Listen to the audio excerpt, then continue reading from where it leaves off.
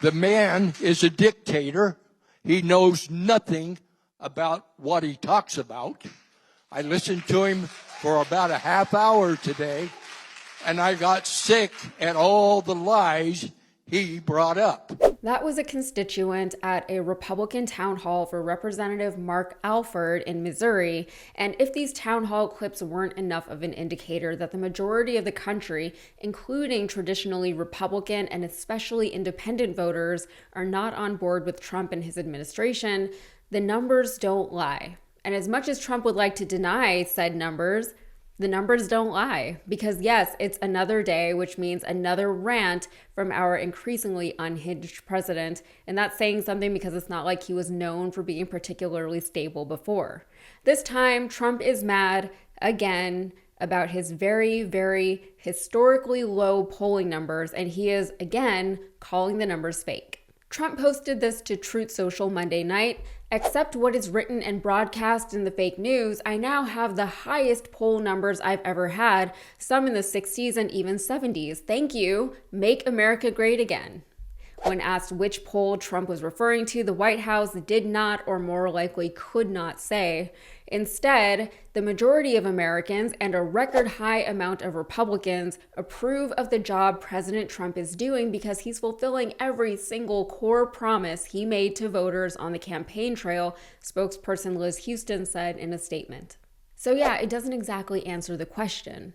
But before we get into the polls, let's hear more from the gentleman in Missouri. He was disappointed in Republican leadership and Trump because he claims he's about to lose his farm due to corrupt and inept Republican policies. And for all of that, he had some very strong words for his congressman. The price of steaks, $20 a pound, because of big business.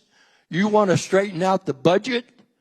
Start taxing corporations and the wealthy, like we've been telling you. Do you think we're idiots? Do you think we don't pay taxes? Do you think that we don't have to make budgets?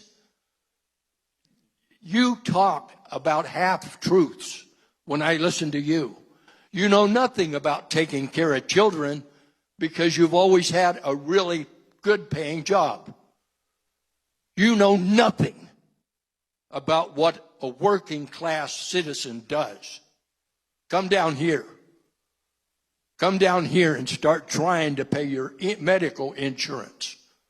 Come down here and walk into Costco to try to feed your family, to feed your kid that's moved out, to feed your great-grandchildren.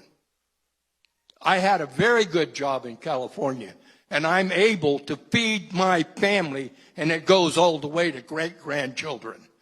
You need to take your head out of Trump's ass and start doing your representation of us. The sentiments like the ones expressed by this man in Missouri are echoed in the polls. Reuters reported last week that Trump's 40% approval is the lowest of his term, with particularly weak ratings from Hispanic voters. And devastatingly, Trump has lost a ton of ground with independent voters. According to a Gallup poll from late July, only 37% of independents approve of Trump and his presidency. According to Gallup, 6 months into his second term, President Donald Trump's job approval rating has dipped to 37%, the lowest of his term, and just slightly higher than his all-time worst rating of 34% at the end of his first term. Trump's rating has fallen 10 percentage points among U.S. adults since he began his second term in January, including a 17-point decline among independents to 29%, matching his lowest rating with that group in either of his terms. And apart from Iran, which wasn't an issue prior to July, Trump's approval has gone down on every single issue from February 2025 to July, including immigration, the economy, foreign affairs, and foreign trade. And while most of Trump's approval comes from Republicans and most of his disapproval comes from Democrats, the independents really are the ones to watch, and they are not with Trump right now. Here is pollster Larry Sabato discussing the independent swing away from Trump on CNN. They tend to be even more focused on the economy than do party registrants for Democrats and Republicans. So they're looking for economic improvements. They want the prices brought down as they were promised, and other pieces of the economy to get better. That's good news potentially for Democrats, depending on what happens between now and the midterms. But if you've noticed the pattern in public opinion polls, and you have to look across all the polls, not just focus on one or two or three that please you, you can see that independents have actually broken pretty substantially against Trump. They're the main reason why his job approval is now in the low to mid 40s. He hasn't been over 50 really since the very beginning of his presidency. That is the best signal of what is likely to happen in the midterm elections. Job approval for the incumbent president. A lot of time to change, but things aren't as bad for Democrats as some are portraying. They're not good either. As I said, they've got a lot of work to do, but you can focus too much on the bad. It's good that he pointed out that not all is currently lost as far as the Democrats go and their chances of taking back some part of our government in the midterms, but the Democrats don't exactly help themselves out as much as they really could. What seems to be happening is that Democratic voters are motivated to get Trump and his administration and Republican congresspeople out of office as soon as possible, but in my opinion, they don't seem particularly excited about the majority of Democrats currently in office, especially any of the ones that are up for re-election this year, or next year, I should say. There's just not a whole lot of energy or momentum for the Democrats right now. There's a lot against the Republicans, but we should all know by now that voting against something or someone just is not as good of a motivator as voting for something or for someone. The latter is led by hope, which is exciting. It gets people out of their seats and out of their homes and into the voting booths. The former is led by fear, and broadly speaking, from what we have seen in the past, that can lead to more flight responses than fight responses. We have seen this happen. People throw up their hands and say, "What's the point?" And as a disenfranchised voter in Texas, trust me, I get it. But even for me, I'm not excited about any of the Democrats in my area. And I'm not talking about Houston, by the way. There are a lot of great Democratic fighters in Houston. I'm talking about my particular suburb, and the burbs are where the Democrats really need to fight harder than ever.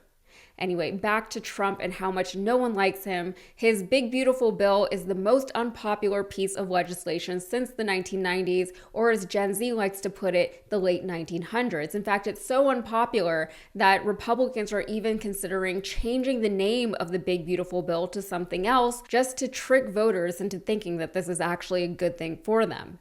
Well, Pew Research reported this month that Trump's tariffs and his BBB face more opposition than support as his job rating slips, claiming that far more Americans say Trump is making the way the federal government works worse than better. And apart from all of that, one last fun thing that's working against Trump and his administration is, of course, the non-release of the supposedly non-existent Epstein files. According to Pew, 7 in 10 Americans disapprove of the Trump administration's handling of information related to the investigation into Jeffrey Epstein, while 25% approve. GOP views are fairly divided. 53% disapprove of the administration's handling, while 44% approve, with disapproval higher among younger Republicans than older Republicans. Democrats overwhelmingly express disapproval at 90%. Most Americans also distrust what the administration is saying about the Epstein issue. 63% say they have little or no trust in what the administration is saying, including 88% of Democrats and 38% of Republicans. About a quarter of Republicans say they trust a great deal or fair amount of what the administration is saying. 34% say they trust some of what it is saying. As Republican-led states are clamoring to rig the midterm elections in Trump's favor with their mid-decade gerrymandering, Democrats are for once fighting fire with fire. Texas Republicans also might have screwed themselves a little bit because while they guaranteed 5 new Republican districts for Trump, they also put roughly 10 other districts in play. So will Texas Democrats be able to leap on the opportunities now newly in front of them? We will have to see who emerges to take on that fight in the coming year. But Democratic governors across the country have already shown that they are more than willing to play Republicans at their own game. California Governor Gavin Newsom, he even just released his own Newsom Bible, reminiscent of Trump's Bible, which has Republicans very, very upset, which is nice. And it's well played, but only because Newsom and other Democratic governors are actually fighting back against the map rigging in a real and tangible way. The Newsom Bible on its own is silly. The Newsom Bible on top of an updated California map is strategy. All right, that's it for me. If you got anything out of this, please like the video and subscribe to the channel for more. Thanks.